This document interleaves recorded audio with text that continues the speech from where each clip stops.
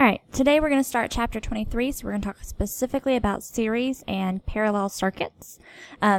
So for today, we've already done diagrams, so now we're going to talk specifically about the math that goes with series and parallel circuits.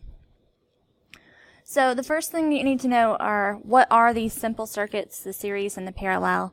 The series circuits, that just means that there's only one path for current to follow. Okay, so it's only going to go in one direction. Okay. We also have the parallel circuits, and that means you have several current paths that it can take, and it quite often will reverse directions. So let's talk about series first. So in a series circuit, think back to your diagrams that we've done for today.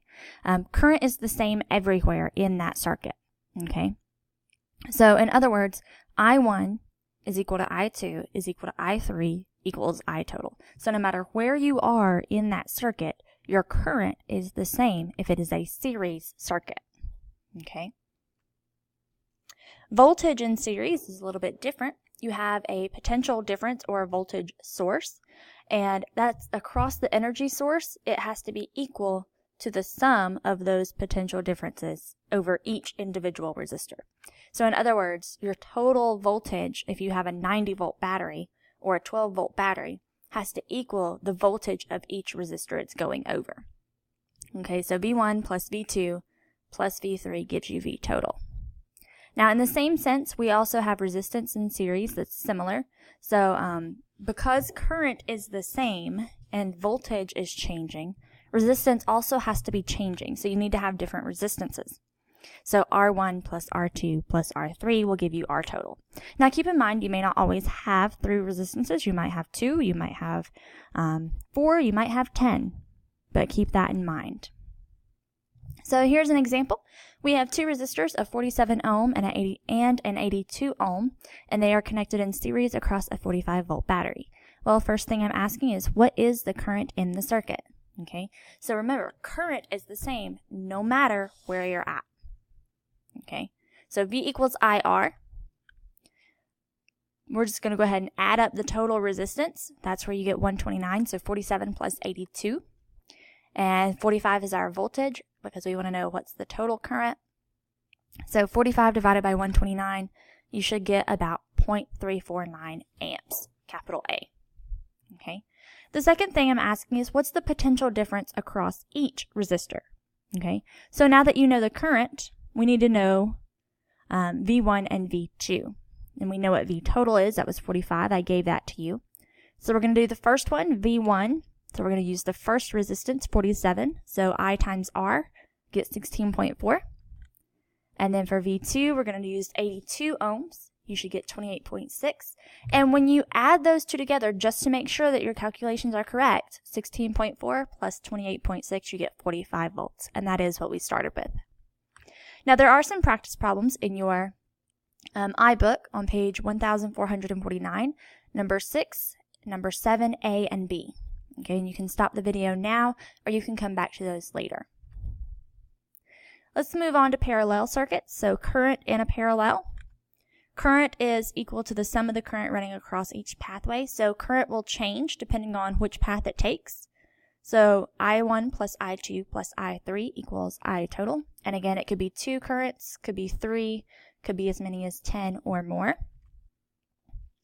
Voltage in, and this should actually say parallel, sorry about that. So voltage is actually going to be the same over each resistor.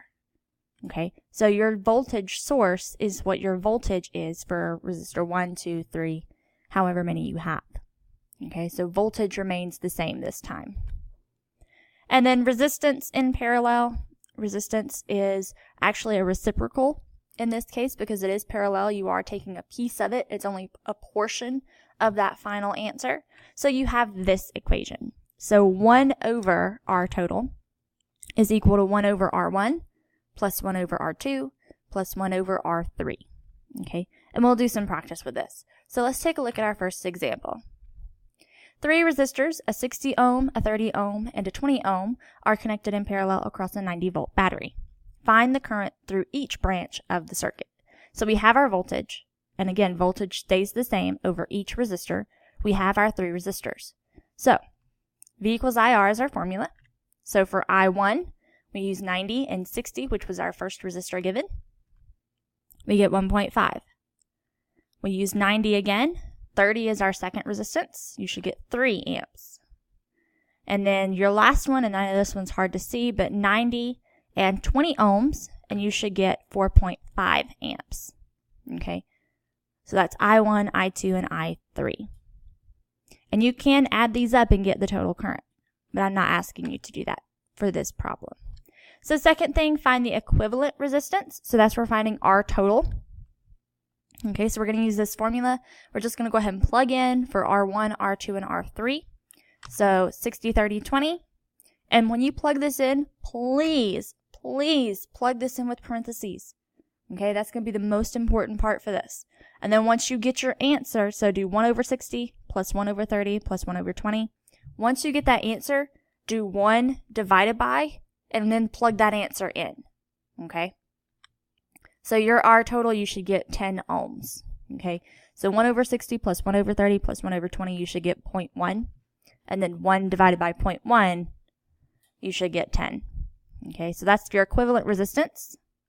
And last thing, find the current through the battery. So find the total current. Now there's 2 ways you can do this. You can add up the current from that first set that we just did, where we found I1, I2, I3, or we can just go ahead and plug in V total and R total. So 90 and 10, you should get 9.0 amps.